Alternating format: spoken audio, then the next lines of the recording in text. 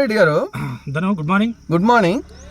మనం ఈరోజు వైఎస్ఆర్సీపీ సీనియర్ నాయకులు కర్రా సంజీవ్ రెడ్డి గారితో ఉన్నాము.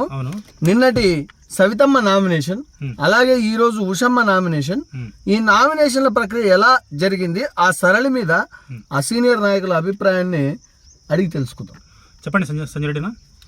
ఖచ్చితంగా ఈరోజు మా వైఎస్ఆర్ అభ్యర్థి ఉషాశ్రీ చరణ్ గారికి వచ్చిండే జన సందేహం చూడండి.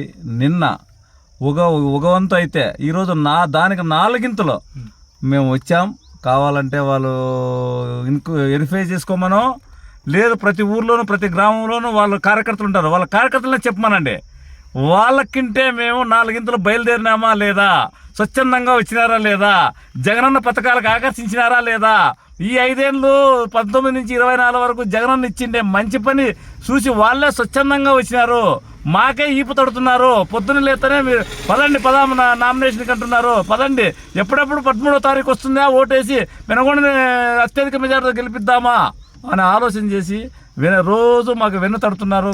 సంక్షేమ పథకాలు తినే ప్రతి ఒక్క సంక్షేమ లబ్ధిదారుడు. సంజయ్ రెడ్డినా, ఇప్పుడు మనం పెనగొండ మొత్తం చేసాము. ఆ జనసంధానం చేసిన తర్వాత మెజార్టీ ఎంత రావచ్చు అంటారు? ఖచ్చితంగా 30,000 దాకా మెజార్టీ ఉంటుంది. జగనన్న అభ్యర్థి ఉషశ్రీ అక్కగారికి ఖచ్చితంగా పెనగొండ కోట పైన మరొకసారి జెండా ఎగరవేయడం ఖాయం. ఓకేనా, థ్యాంక్ యూ అన్న.